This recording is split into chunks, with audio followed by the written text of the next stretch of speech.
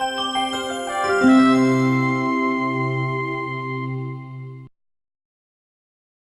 guys, very good morning to all of you. This is Vidisha Vitlani and I'm your trainer. I train students for IELTS. I've been doing this for very long, and speaking component has been one of my favorite components since a very long time. And this is what I'm going to take. Unfortunately, this is not the case for students. So I've taken a webinar on speaking before as well on last Saturday. So for those who are repeating it today, welcome back. Thank you so much. I think some of them would be a little repetitive, but most of it is going to be new. For those who are on the, doing this for the first time, I'll just tell you what we're supposed to do. I'll go through the format, I'll go through the module, I'll give you a sample cue card. I'll tell you how to solve the cue cards. And at the end of the, seminar, at the end of the session, what I want you all to do is you can post your queries in the question answer box, right? Do not post it in the chat box, post it in the question answer box, the query especially, because I'll be able to handle it from there. Is everybody able to hear me? Yes? Right. Okay, we'll begin. First of all, I would like to tell you a few things about the speaking component. The speaking component is the last bit.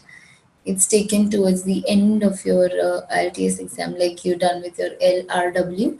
And then the speaking component is a separate component, which is taken either before the exam, before your LRW paper, or after the LRW paper.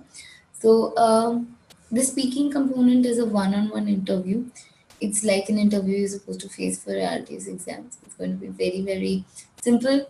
At the same time, a lot of people who have conversation difficulties, who have problems with speaking, have get panicked. Oh my God, the speaking module is here.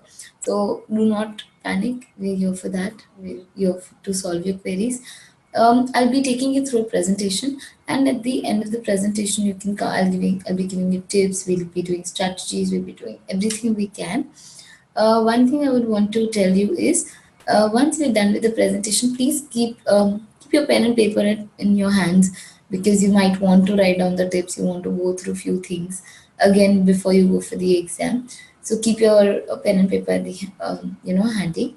Second thing I would want to tell you is, keep posting questions. Any queries you have, write them down, post it in the question answer box. I would love to answer them, but I'll do that at the end of your session. We do this at the end of session. So let's begin now. Right. The format of the speaking component. The speaking component is a proper one-on-one interview.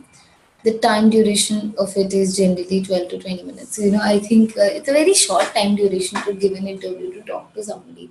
But what happens in an exam is, because it's an interview, because it's an exam, what you feel goes on and on and on. So don't worry about that. It's very simple. It's just 12 to 15 minutes maximum.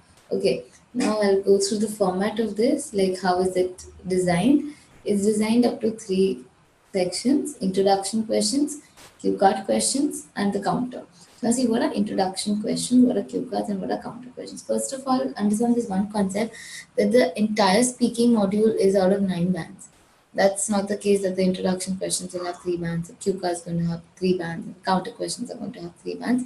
The entire session is judged, and all the 3 are given equal importance. Okay, now what are introduction questions? The moment you enter into your interview, they'll start asking questions about yourself. Like, this is my name, for example. The examiner may say that, I am Vidisha Vitlani, may I know your name? And then you're supposed to answer your name. Then they might ask you what you do, where you come from, what are your hobbies, general questions. Then what they do is they pick up one topic. Okay, so they're going to pick up, let's say I've given example of music here. So like, how often do you listen to music? When do you listen to music? How much time do you spend listening to music every day? What kind of music do you like to listen to? So they take something like this. Okay. Now understand this session. What is this for? First of all, address any question that is asked to you in the IELTS. Remember this one particular thing. Answer it in a complete sentence. Even if you're asked your name, You're supposed to answer, my name is Vidisha Vitlani. You cannot go with one words, right? So please be very, very careful with that. Okay. Um, Also, if, like, for example, somebody's asking you, do you like music? You can't say yes. You have to justify, you have to elaborate. However, that has to be in one, two statements. That is absolutely okay. Introduction questions are generally the questions that are asked to get you familiar with the exam. It's like a warm up session.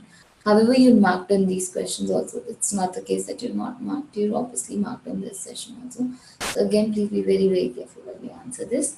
Also, at the same time, I request my students a little bit of more honesty when it comes to introduction questions. Let's say, when do you listen to music? I'll say in the evening, and then it's like how much time? Is it 1 hour, whatever, and justify. And let's say the examiner is asking, did you like contemporary music? Did you like folk music? And you just answer randomly, yes, I do. But then what happens is towards the end, you realize when they ask questions regarding that, you'll be messed up. Okay, what kind of, who's your favorite contemporary music singer? And let's say you have no idea about what contemporary music is. At that point of time, you will actually suffer.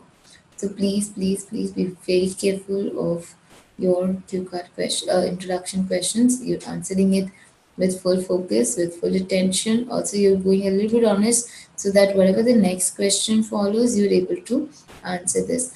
A lot of students, they come up to me and they're like, is this speaking section about bluffing? Can we bluff? Can we cook up stories? Of course you can. But I always believe if you can try to be honest, because it gives you another level of confidence. You know what happens when you're cooking up stories, you keep thinking, and then you're hesitant in terms of words, you're hesitant in terms of ideas, and you take pauses. So don't do that. I would rather suggest try to be as honest as possible, try to be as familiar with the topic as possible. Right. So I'll just answer two questions on sample for you. Okay. So do you often listen to music? So what I've done is I've paraphrased it. You can say, I love listening to music quite regularly. I find it comforting and soothing. So this is not a very long answer, neither a very short answer. It is good two statements. I have paraphrased the question and answered it accordingly. Okay. The next is, when do you listen to music? So you can here it's more like, I've been very honest. I'm working, so throughout the day I hardly get time. However, while driving back from work, I listen to music. So that is a very, very honest answer that I have given. So let's say if the next question is based on these questions, I would be able to answer this very smoothly. Okay, now see, understand this one thing. The speaking session revolves around how flawless you are while making a conversation, how smoothly you can make a conversation. So if your answers are too short or too long, it shows that too long answers, whenever you're asked a normal question, even in your mother tongue, when you're conversing, doesn't make sense. When about talking it too short, it shows lack of words, it shows lack of ideas. So please ensure that you're not doing so, right? uh, we'll move on from the introduction questions. Understand this one thing, introduction questions are very, very simple set of questions just for the warm up. Also, they're marked, so please answer them properly. Please answer them with a lot of honesty so that you're able to do. Generally, I'll tell you what the topics revolve around. The topics revolve around hobbies, music, travel, work, study, school, college, routine day-to-day activities. For example, one of my students who recently gave the exam was asked on how did you spend your weekend and everything about the weekend. So they're very simple. The entire IELTS exam doesn't revolve around judging your general knowledge. It doesn't revolve around judging your IQ or anything. It is just a very simple test only to check your conversation skills. Right, we move ahead. Right, now coming to the cue card. Now this is something that I don't know how most of the students find very, very difficult. And this is something I believe is also difficult because you're dragging it for 2 minutes, you're talking about something for 2 minutes. So naturally it's a slightly difficult task. In this particular session, I want to teach you, I'll teach you how do you prepare, how do you narrate your cue card, how do you say the cue card. So in your actual exam, you'll be given one topic, okay? And now this topic you have 1 minute to prepare, and you'll be given 2 minutes to speak in this. So that is up to 2 minutes. But then at least you should have content for 2 minutes. You cannot. They may stop you at 1:30. If you're very lucky, they will probably stop you at 1:30 if you covered all the 3 points given in there. But at least we need to have content for like good 2 minutes. So you have to be very very careful with that, right? Okay. I've taken a sample cue card. It's a very simple. Now, see, firstly, cue cards are two types. According to me, I've classified the cue cards into two categories. The first cue card is a like a factual cue card, like what we have right now, what sample we have right now. The second cue card is like a storyline. So it's like this is a factual cue card. Talk about a book that you like. So obviously the book has to exist. You've probably read it. You have to say facts about it, more or less. Then there's this situational cue card, like something that made you really, really happy. So then you can cook up stories. There you can come up with a lot of stories. You can weave a storyline. But okay, whenever you're weaving a storyline, just remember you're including the 3 points in there. So please be very careful with that. Okay, I'll tell you what to do when it comes to a cue card. Let's say you're given a topic. Most of y'all, you can refer the recently asked cue card topics. They're actually quite useful so that you get to prepare quite good amount of samples. So now I have developed 3 strategies for the sampling of the cue card. The first strategy is micro planning. The second strategy is mind mapping. And the third strategy is making answers to WH question. Now remember these 3 M's very carefully. Right, now what is micro planning? What do you mean by micro planning? Understand this. Micro planning is nothing but when you add small details to your cue card. Now, everybody is going to say about the book. These are very common topics. The examiners have heard this before. How do you make your cue card different from others? Like, what do you do? So, you indulge in micro planning. Now, what is micro planning? Let's say I'm talking about a book. I'm adding details about the book I like. Okay, it is my experience to this. So I will add a lot of minute details, like maybe the author, maybe from where I heard about the author, maybe something which is exceptionally mine, at the same time, small, small, small details. Now, what happens when you do micro planning is you can extend it to 2 minutes, also, they act as fillers.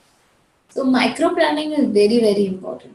Now, the second and the very important topic, how you're going to actually do your cue card, is mind mapping. In the next slide, I'm actually going to show you what mind mapping is.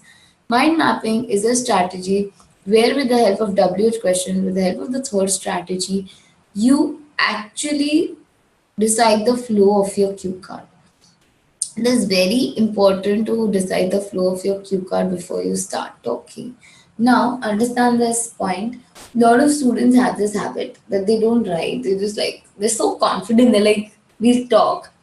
I don't want you to do that. I want you to specifically write.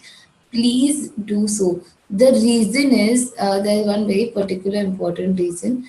The reason is, if you do not write, you will lose track. Secondly, if you're nervous, at least you have something to look up to. Let's say I am stuck up with something. Let's say I'm stuck up with one particular topic and one particular point. I don't know how to move forward. If I'm talking without a book and pen paper, I'll pause. And the pause is going to be relatively longer.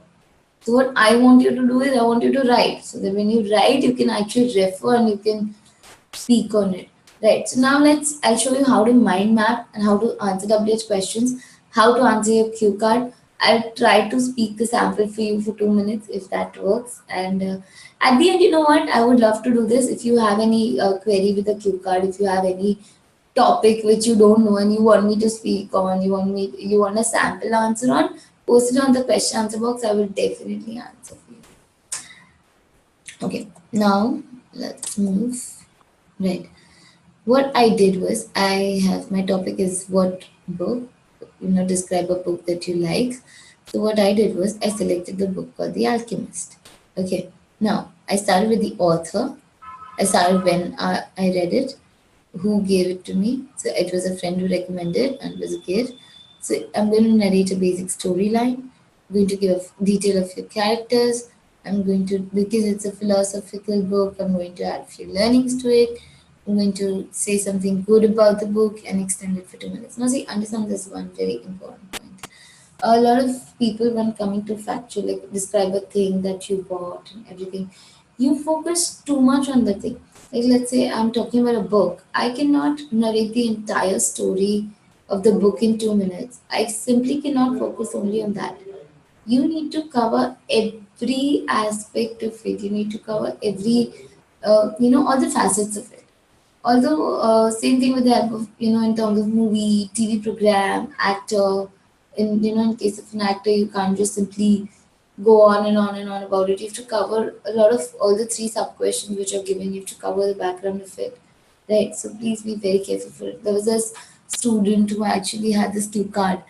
Describe the thing that you bought. So there were these three sub cue cards. When did you buy this? And why did you, how did you feel afterwards, and what was the thing, what made you happy about it. So he just focused on this one thing. He bought a car in it, and for 2 minutes he constantly spoke about the car without covering those three questions. So again, that is negative bit. Whenever you do your mind mapping, please be careful. You actually, a lot of people create a table WH, WH, WH, WH. You can do it in whatever way you like. You can even list down the points. You can even create a flowchart. This is something I find easier, and I've been doing this since a very long time. This conventional method, so I'm sticking to this one. You can choose your own method.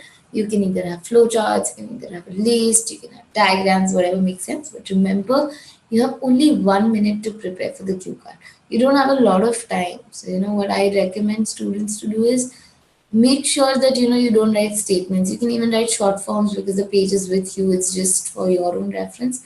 So you can also write these short forms. It's absolutely okay, only in speaking, not in writing, not in reading, nowhere else, because this stays with you, right?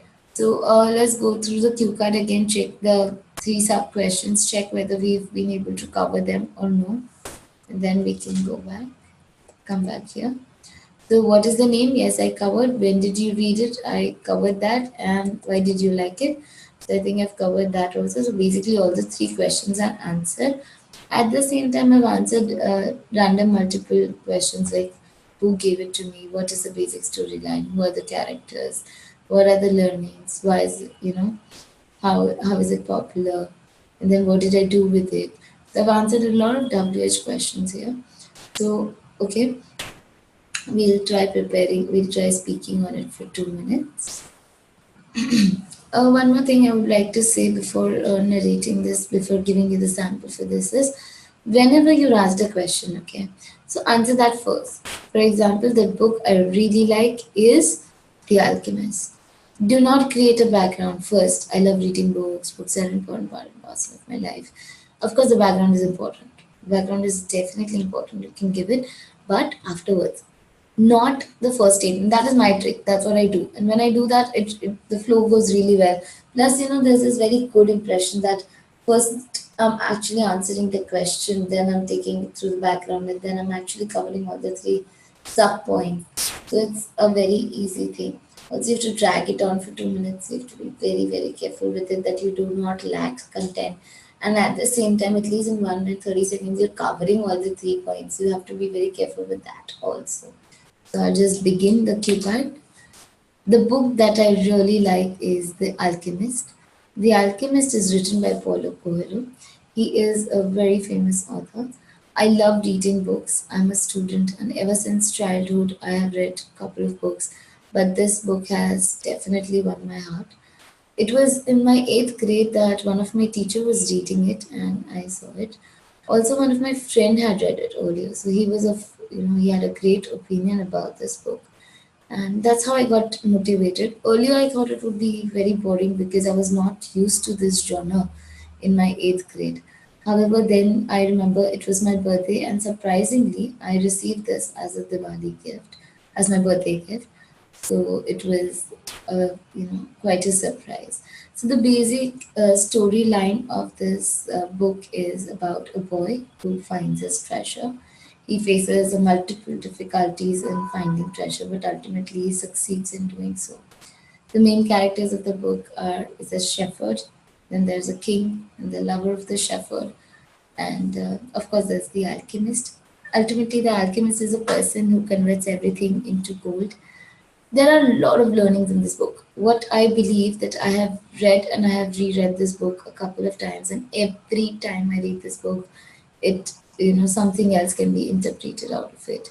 The most important learning that this book gives is the belief in omens, the belief in spirituality, the belief in the inner heart.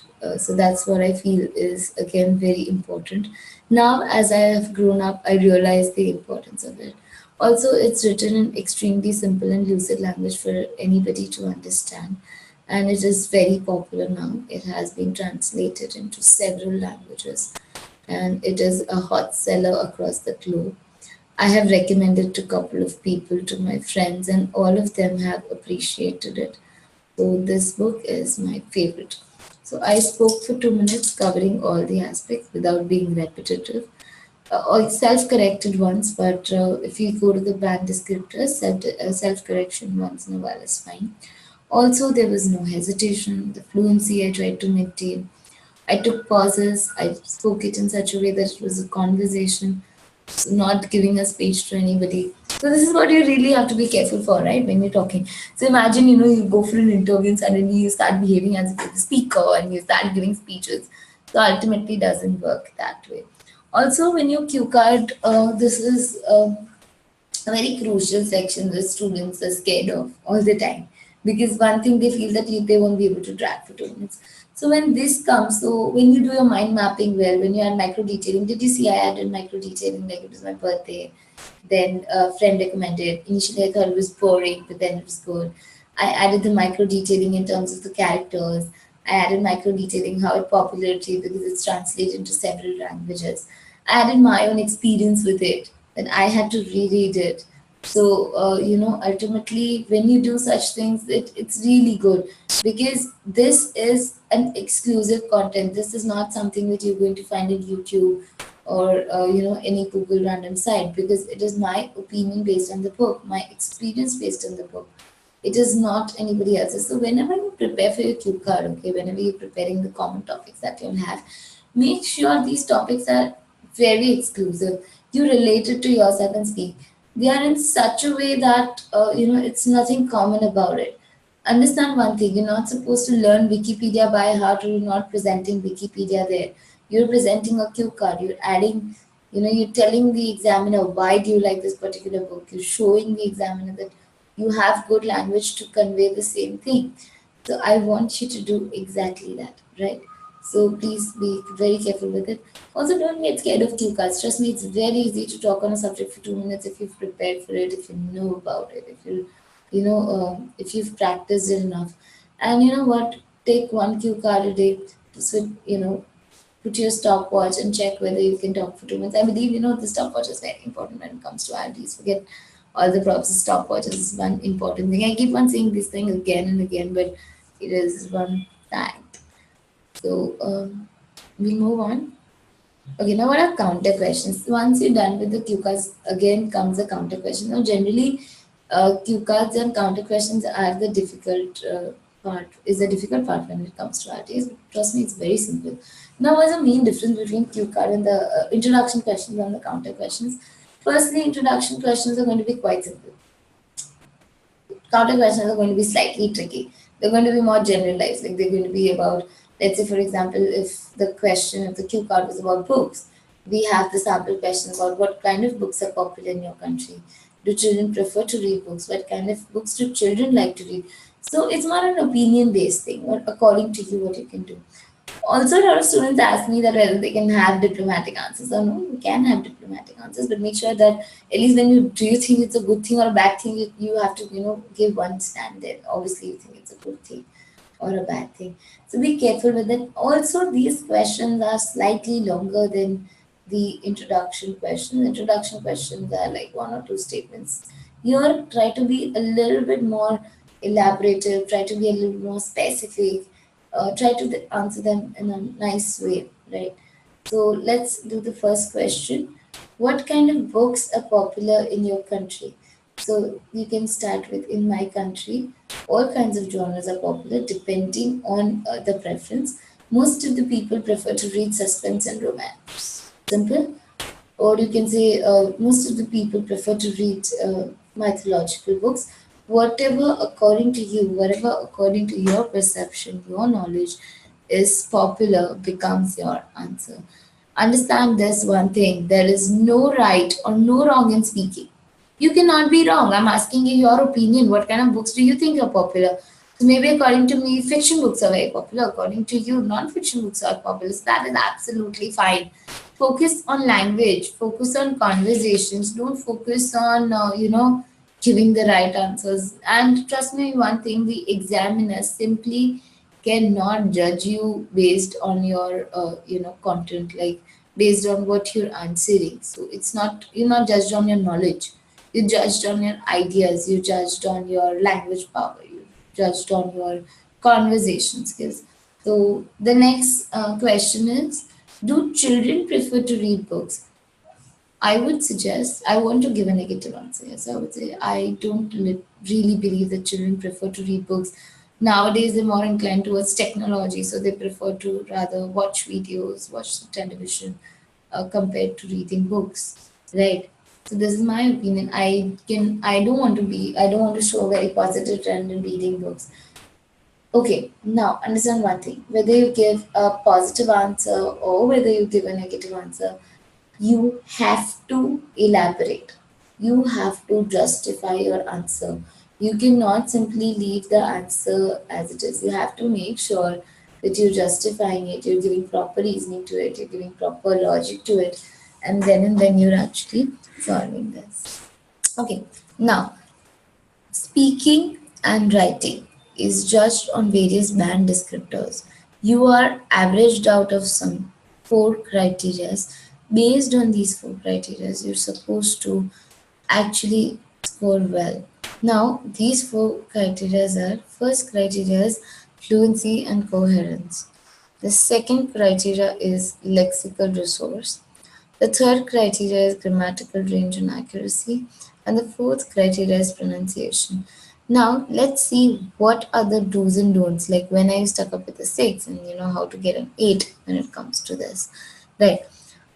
For writing and speaking, whenever you practice, make sure you have these band descriptors with you when you're practicing. They're easily available over the internet. Please download it. Please keep them in mind while preparing for this. Because if you know what's going to get you an 8, you will definitely get an 8, right? And that's what we all want, right? We're aiming for that. Okay. What is 8? Firstly, understand what fluency and coherence is. Fluency and coherence. Fluency does not mean you don't pause. Does not mean you just speak in one breath. It is inhuman, right? So what you do is you speak continuously, but you have your pauses, you have your intonations, you have your way of talking. It's not, remember one thing, keep your natural speech at bay. Let's say I have a habit of talking too fast, avoid that. You have a habit of talking too slow, avoid that. Talk in a pace that you naturally use. You're not giving a speech there. You're not trying to prove that you can't breathe and you just talk, right? So don't do that. Don't take too many pauses also. Like normal, I came across a student who actually in real life also spoke very slowly. So don't do that as well. If that is the case with you, practice enough so that your pace is perfect. So that becomes your fluency. Second thing is coherence. Coherence is you firstly talking about the topic. Secondly, you have your cue card in place. Your synchronization of cue card is present. You're not going out of focus. You're using your link as well. That is coherence. Remember, we did the mind mapping. We covered all the WH questions in a particular sequence. So that is when coherence comes into action. So that's why the mind mapping thing is done. So that you can actually be coherent and fluent. Right. Now, what to do when in 8 band, to score an 8 band in fluency and coherence? First thing, a candidate who gets an 8 band speaks fluently with occasional repetition or self correction. Hesitation is usually content related and rarely to search the language. Now remember this point very, very carefully. You speak fluently with occasional repetition. Now, have you seen yourself conversing in a mother tongue, right? You tend to, you tend to make mistakes. It's human. It's human to, make mistakes while speaking. But when you're self-correcting, it's only occasional. Also, please avoid repetition in terms of ideas and words. You're giving 2 minutes only to talk about a particular topic. So there is no point repeating the same things again and again and again, right? You have only 2 minutes to talk about your favorite books. Imagine how much I wanted to speak on it, but then you can't. So make sure you're not repeating. Your content is very precise. However, there's no self-correction. Hardly any 1 or 2 times is okay. Don't keep on self-correcting yourself. It doesn't work that way, right? Okay. Now, the second thing is hesitation. Lot of people have this problem when it comes to hesitation. Now, see, when you hesitate only for your ideas. You're pausing to think of the next idea, not to think about the next word. Okay, remember this. When you pause, when you hesitate only to think about the next idea. You're not hesitating to think about words, because when you hesitate to think about words, when you that shows a reluctance in terms of vocabulary. That shows you have a very low word bank. That shows that your language power is not too good. Your conversation skills are not too good, right? And we obviously don't want the examiner to feel that, right? Okay, now lexical resource. I keep emphasizing this all the time. Lexical resource is not your GRE level vocab, is not your, extremely high-fi vocab that you'll keep using. Lexical vocab is resource is very, very simple. It means using the correct word at the correct place. Lexical resource is extremely simple. Again, using the correct word at the correct place and using a wide range of vocabulary.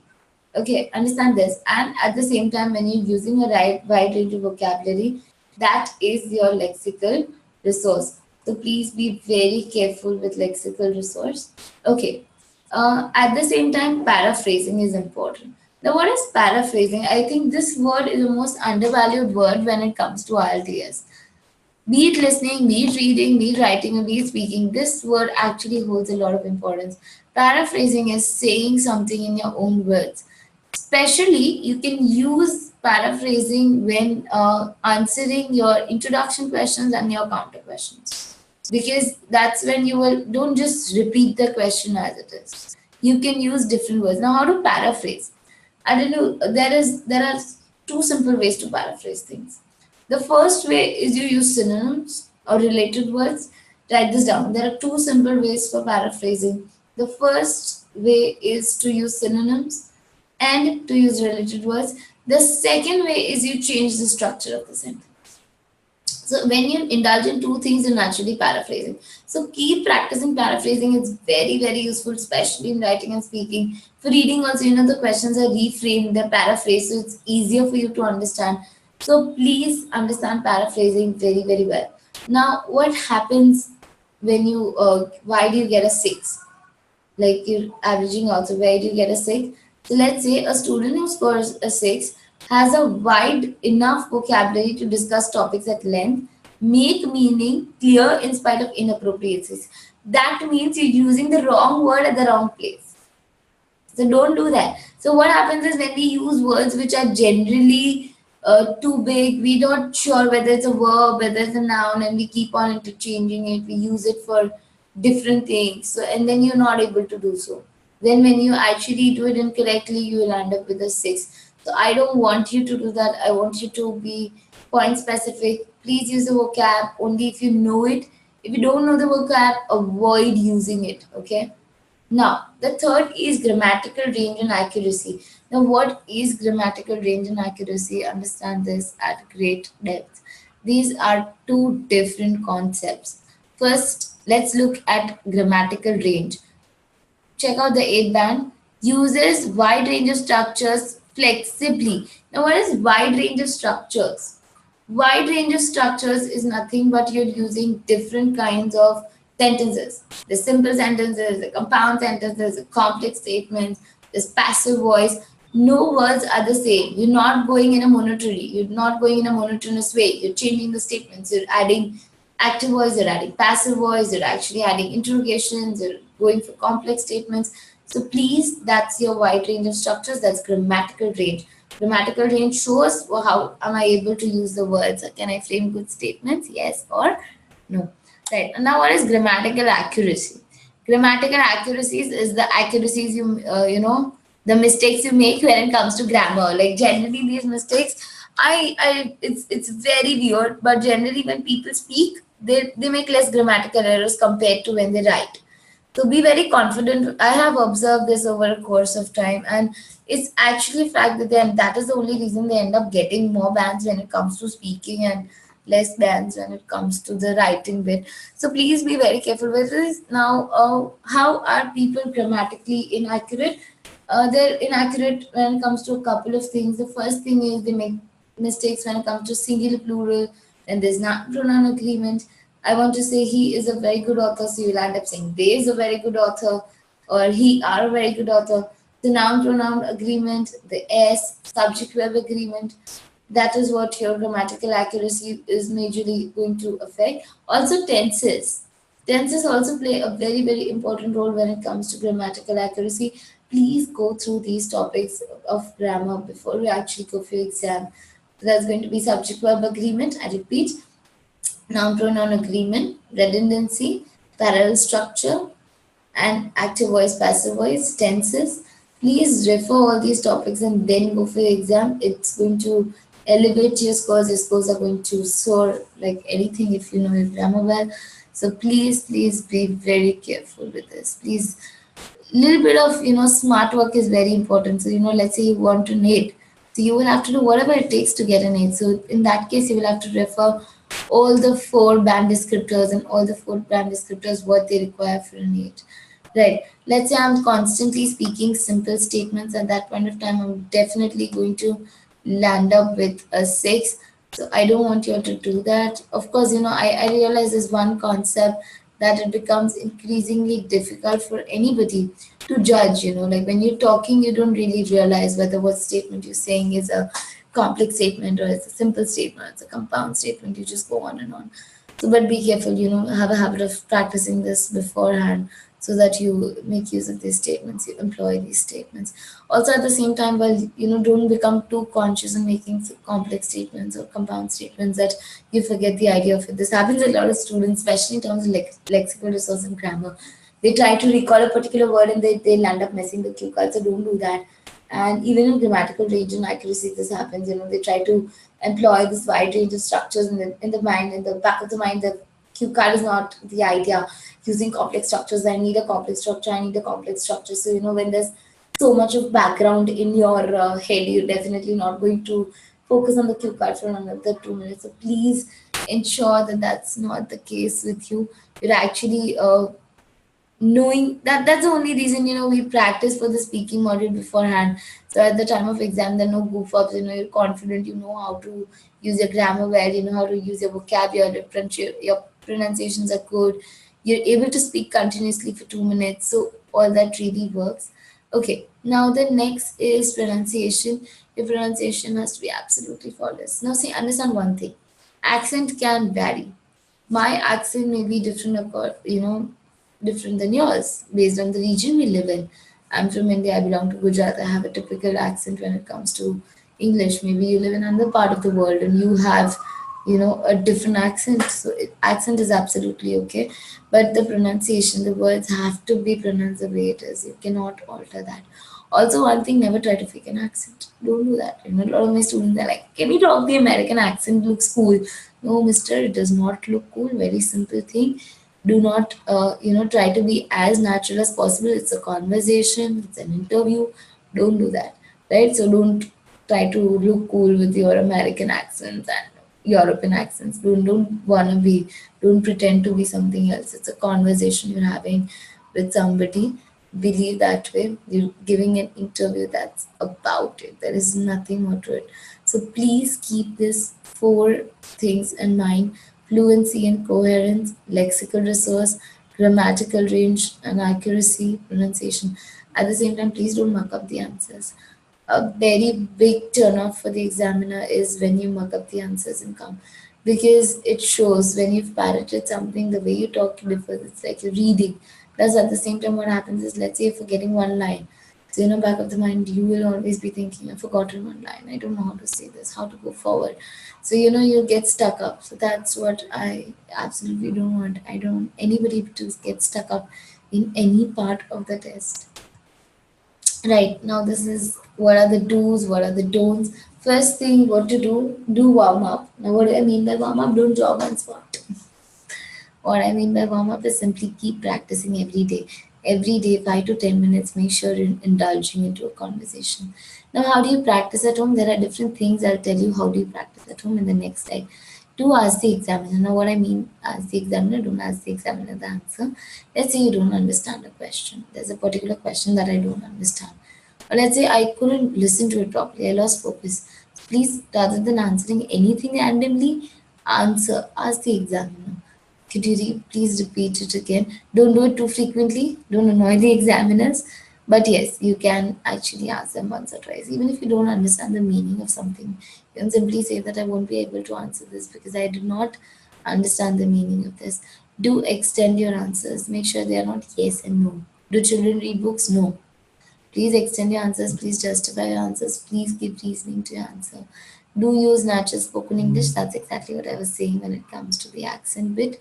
Don't fake it up. Use natural tone. Use your natural voice. Use your natural way of talking. You know why? What when you do this, what happens is you don't have to bother about anything else. You're just bothered about the content then, whether you're able to talk for 2 minutes, whether you're genuinely talking for 2 minutes or not. So then the barriers are eliminated. The barriers to communication are eliminated. Don't memorize the answers. Exactly, again, I explained you. Do not do parrot work. Anything, be it writing, be it speaking, make sure it's never too mechanical. It's not right, okay? Don't worry about the examiner's opinion. Again, I said there's nothing right or there's nothing wrong in IELTS. Your opinion is your opinion. It can be anything, right? Don't insert a lot of big words unless and until you know them extremely well. If you have no clue about the usage of it, do not use them. Don't say nothing. Okay, don't skip a question. At least answer whatever you can. Even related information works, but only like occasionally. Don't just leave it blank and come, because any which ways it's a conversation. Even if you don't understand something, I believe you can definitely ask the examiners. Don't worry about your accent. Don't fake it up. Lastly, don't get too nervous. This is again, I should have put this in bold letters. Do not get too nervous. Now, see, understand one thing. I definitely believe that you're going for a speaking interview. You are very nervous. You're very scared to do this, and but at the same time, you have to be very confident. Because if you're confident, the way of talking is going to be really nice. Your words will strike automatically. The ideas will strike you automatically. So please don't be nervous at all. Please be very confident when it comes to speaking. It's just a conversation. It's absolutely nothing else. Okay.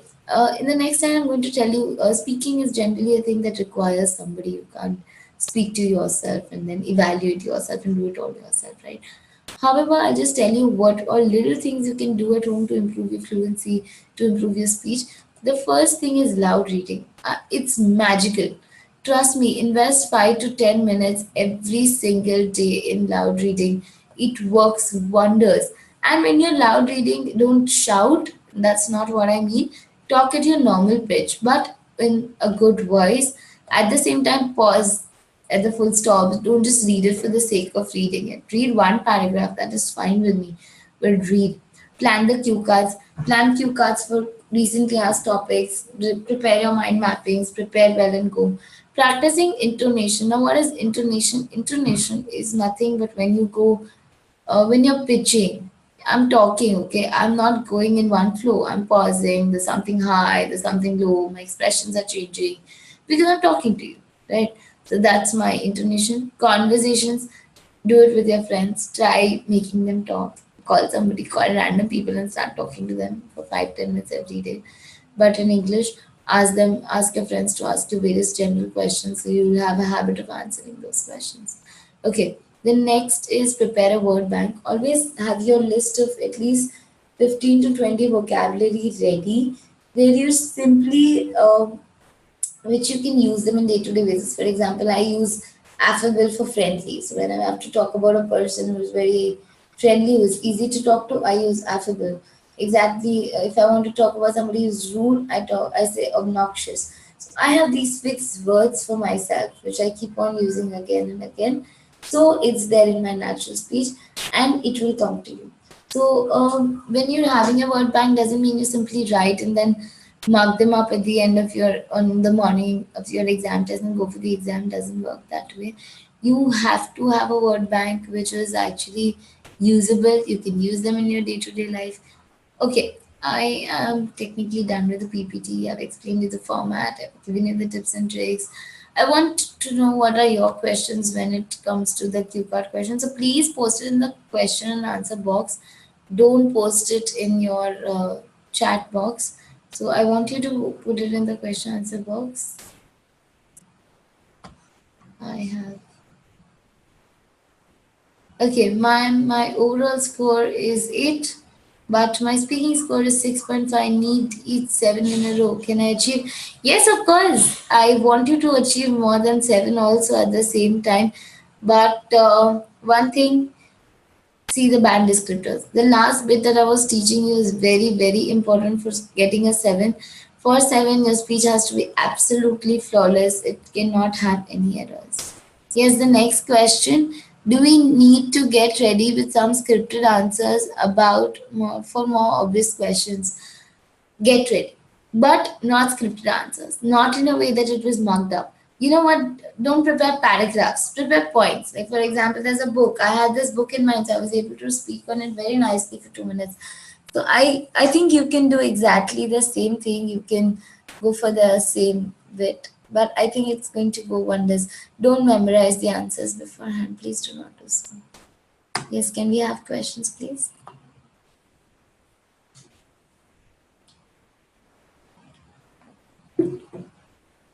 Yes. Is it okay to say I have little or no idea for the question type once or twice in the entire conversation? Yes. See, it's always better than answering irrelevant things. You say this. Let's say I'm asking you about a nuclear family. You don't know the meaning of a nuclear family, and you're answering only things about family. Family is very important. It's the soul. Don't do that. If you've not understood the question, ask. I would rather agree to that. Yes, I have. What if we speak all things correctly but slutter a lot? How will that affect this course? Uh, Sluttering will affect this course. If you're talking correctly, okay, there's this one thing. If you have a problem, which is medical, I think you can go for a medical certificate then. But you cannot stammer, like that's in case of stammering. But I think you should not stutter, or the in your speaking affects the fluency and coherence. And when that happens, obviously you're going to get negative scores. So please be careful with that.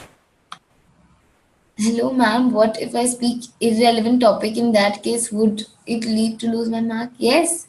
Let's say I'm asking you your name and you answer me about your hobbies. Does it make sense? No, it does not make sense.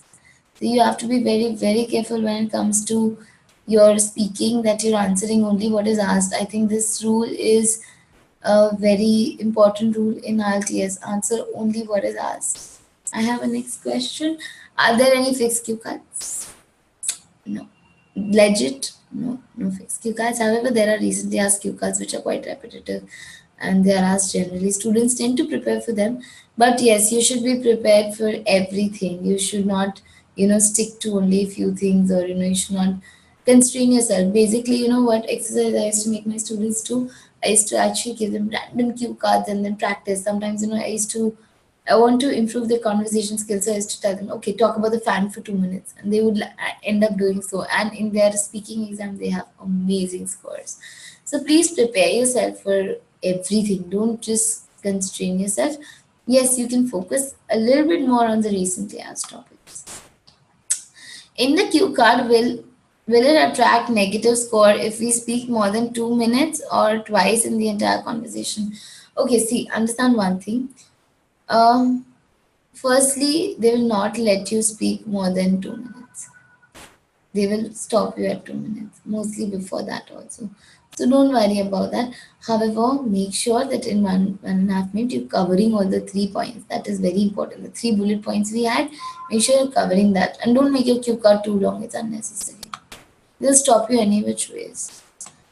Or less than 1.5 minutes. See, less than 1.5 minutes, if they're stopping you in between, it's okay because they've analyzed you. But if they're not stopping you, they're asking you to continue and you lack content, obviously they're going to give you negative mark because here I'm lacking words. I'm lacking my conversation skill. I cannot express something for 2 minutes. So there's obviously a negative mark if you speak for 1.5 minutes. Do we have more questions? Okay, I have please post your queries in the question answer box and not in the chat box. I have one question. If QCAT topic is not prepared before the exam, then how to prepare for that kind of topic on the spot? Because that time I have a problem to decide the flow. First thing, okay, now here your presence of mind really works. Let's say I have not prepared any topics, I'm just going and giving the exam. My topic was discuss a book that you got. Now what I'm going to do is, first minute it should strike. What book am I going to talk on? So obviously it's going to be something that I read, something I know a lot about because I need to drag it for 2 minutes. And then you can simply write down words. Whatever WH questions, keep answering them. With whom did you read it? Why did you like it? What, who's the author? Where do you read it? Why do you like it? So that will enhance your flow. Keep, I'll tell you how to practice with this. Pick up any topic, okay? Just give yourself 1 minute to prepare for it. In fact, I would, in my class, I cut it short to around 45 seconds because in the exam you're stressed. So, that time factor really affects. So what I do is I give them 45 seconds. They prepare a list of words. In 45 seconds, you actually check how many words are you able to write. So you should be able to write minimum 10 words when it comes to this. Then see whether extending those 10 points, are you able to talk for 2 minutes? I'm very sure you'll be able to do so. It's very easy when you mind map properly. Can you please provide some topics which are abnormal for anyone to answer without preparation? Abnormal? How are topics abnormal? Okay, there are a few topics I slightly recently asked. One of my students got this topic, describe about a plant. So obviously, a little bit of knowledge about it would have been better. I spoke quite well because it was general knowledge, so basic plants everybody knows. Then sometimes there is this comic actors or comedy programs. It doesn't strike very easily if you're not into that genre. If you're into that genre, it depends from a person to person. Let's say I love reading, so if I had the topic of a book, I'm going to find it very common, very easy. If there's somebody who's never read a book in their entire life, you'll be flabbergasted. You don't know what you're supposed to do. So of course it depends on person to person. So but prepare a lot of factual cue cards because stories are, you can leave them on spot. Let's say if there is this topic, something that can make you happy. So I can leave something on spot. Let's say I bought my car and that made me happy. But when it comes to your factual cue cards, is something that you have to prepare. Again, ma'am, if I'm not a law student, then the topic will be like a good law in your country, how to mind map about the law. We cannot cook up the story regarding the law. Exactly my point. You cannot cook up stories about factual questions. That's what I'm trying to tell you. Okay, now see, let's say a good law in my country. I'm not a student of law, neither am I. So what you do is you actually, let's say, take up a basic law. For example, there's this law in our country which is quite common, prohibition in my state. Alcohol is not allowed. That's prohibition of alcohol. Then there's wearing the seatbelt. These are common laws. So create a lot of things on it. For example, you can start with that drinking and driving is prohibited in my state. This is for the safety of people. The police is very strict. You can narrate an incident. You can say that now there are a lot of incidences which are reported in the newspaper. This is done because a lot of people were that there is people are indulgent to hit and run cases. So you can mind map it accordingly. You can narrate your own incident there. There was this every night. I work in a late shift, so every night when I return, I always see the police patrolling to check whether nobody's done this. And this law is extremely useful. How is it beneficial? So that way, factual cue cards don't cook up stories, but yes, add in experience then. So that will give you good content. And obviously, like let's say you're not supposed to, I'm not a law student, so I cannot, even if I don't mention what date was it enacted, who brought it up, it's absolutely fine. But yes, of course, basic knowledge I would have, that where is it and how is it applied, what are the penalties for it, so you can add that. Any other questions? Is there any other question that I've not answered? Please repost it. Dressing at the time of interview matters? Hi, no, it does not. Firstly, see, a lot of people actually say that you're supposed to be in your formal dresses and all. It's good to be in a formal dress when you go for an interview. Obviously, you don't just wake up and go talk to somebody.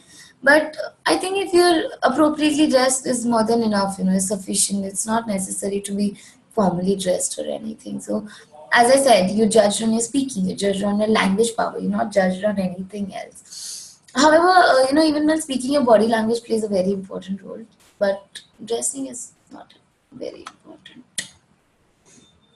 Can we have similar sessions on writing part? I'm glad you found the speaking session useful.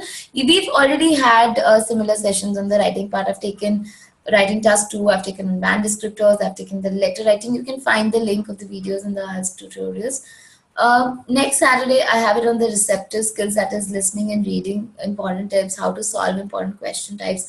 Especially, I want to cover a few questions like MCQs and true false not given, which are of major problems. So I would be doing that next Saturday. Um, for the writing part, I would include it after the receptive skills for sure, in case whatever you need. Is there any other question that I've not answered, or you've not received a specific answer, you're not satisfied with the answer? Please post it again. I would answer it again. Okay. I think I am done with most of your queries, and I'm done with today's webinar. I hope this was actually useful to you. You all learned different things. You can also refer the IELTS tutorials. The next Saturday is going to be a webinar on the receptor skills. So in case you have doubts on that, you can come up to me. Also, in case the entire session, you can you can find the video on the website ieltstutorials.online, so you can go for that. I hope I give you a good start to the weekend. Keep practicing, keep doing speaking again and again. The more you're fluent, the more you're confident, obviously the better marks. Keep your band descriptors at hand, follow the do's and don'ts, follow the techniques. Keep a word bank. Word bank is very, very important. So this is how I'm ending it up. I'll just sum it up for you. And have a great weekend ahead. And thank you so much, everybody.